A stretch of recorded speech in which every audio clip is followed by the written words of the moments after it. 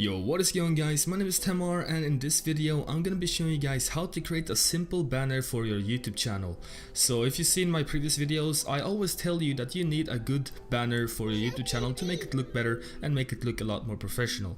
So in this video I'm gonna be showing you exactly how to create one, but it's actually gonna be pretty simple since this video is more like it goes into the details about how banners work and the dimensions and a bit more into detail than just designing them. So if you want to learn all about banners on YouTube, then this video is right for you.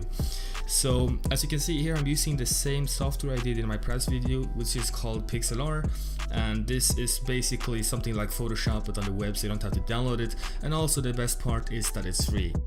So I will leave the link down in the description below for this website, so you can just go ahead and click that link and you will get right to this page. Now as you can see here, you have two options. In this video we're gonna choose the Playful X, so you just want to go ahead and click on this button here and then you will be taken to this page. So you want to create a new one, so you click on create new, and banners on YouTube are the dimensions of 2560 by 1440. So you want to select this one. This is very important, you have to select this option. And you can name this whatever you want. I can just type banner and make sure it's 2560 by 1440, and then you want to click on create.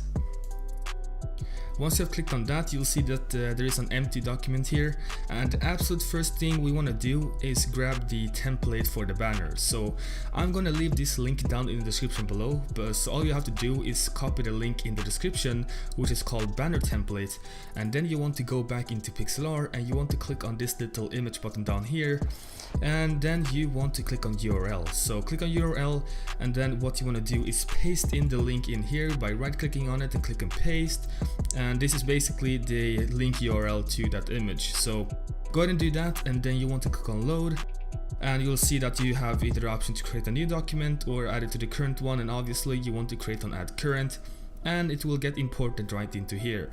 So as you can see here, it says desktop, minimum, mobile.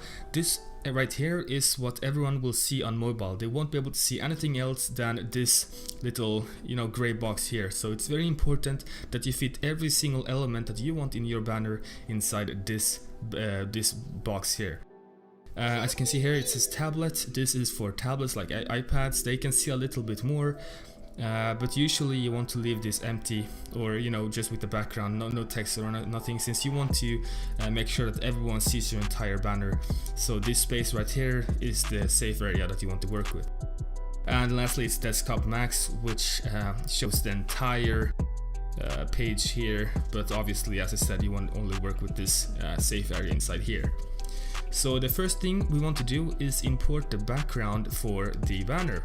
So you can choose whatever background you want. I have one already, just a purple background that I'm going to be using, and I'm going to do the same here by clicking URL or image, and then URL, and then I'm going to paste in the image URL here and load.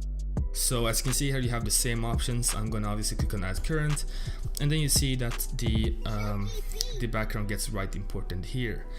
I'm gonna scale this up so that it fits perfectly, since we want this to cover the entire banner.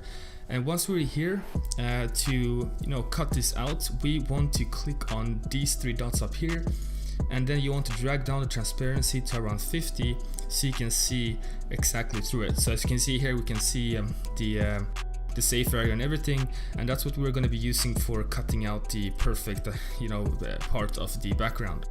So what we want to do now is go to the left side, and you will see a tool called cutout. So click on cutout, and then all you want to do, just leave everything as it is. Then you want to select the part that you want to keep. So you want to select the entire part in here, all the way from the desktop max to everything, and then you want to let go of your mouse. So as you can see here, it's cut everything out except for the part that you selected. So now you will see that this is your safe area and your background is currently on it. So that's the first step. The next step is to add your name, and the way to do that is that you want to click on the text down here, and then you want to click on add new text, and obviously this text will pop up here. Now this isn't a nice font to use, it's Arial, it's the default of every single software, so you want to obviously change this. I'm gonna type my own name, which is Tamar, And then I want to change the font to something that I like. So you can just go through everything here, see if you find one that looks nice. This one looks quite nice, but not really. That's pretty good. You know, it's all personal preference, which one you think looks good. I'm going to probably be selecting, I'm gonna be selecting this called Alvida. And obviously you can use your own fonts. If you click on add local font, then you can import an RTF file that you can use inside Pixlr. So I'm just gonna go ahead and go with Alvida, or whatever, however you pronounce that. So I'm gonna click on it, and then the text is currently in that font. Now obviously this is way too small for a banner, so what you can do is that you can go to size here, and then you can size it up to whatever size that you want to use. So I'm probably gonna stick around 238, and then you want to center it at the middle. So as you can see here, now it should be in the middle. Actually it's far up a bit, so I'm just gonna move it down. Or actually that's just my eye tricking me. This is the middle. Okay, let's just keep it like that. Now when that's done, that's basically it, since now you have your name, and everything else is just personal preference. So what we can do now is that maybe we want to add our Facebook or Twitter, and how we do that is that we go to Google and we search up the, let's say, the Twitter logo, and you want a PNG version of that. So I'm gonna search for Twitter PNG, and then select a random one here that you think looks good. This is obviously not a PNG since it has to be transparent background. This is probably a PNG, I think. Actually it's not. Let's see which one is.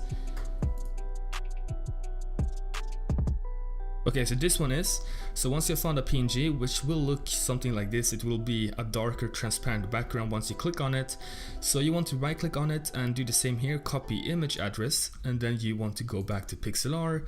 You want to click on image and then URL, and then you want to import it to this document here. So you want to paste it in here, do the same again, click on load and click on add current, and now you can see that the logo is inside Pixlr. Now this is way too big, so I'm going to scale it down a bit, and then I'm going to place it at the side.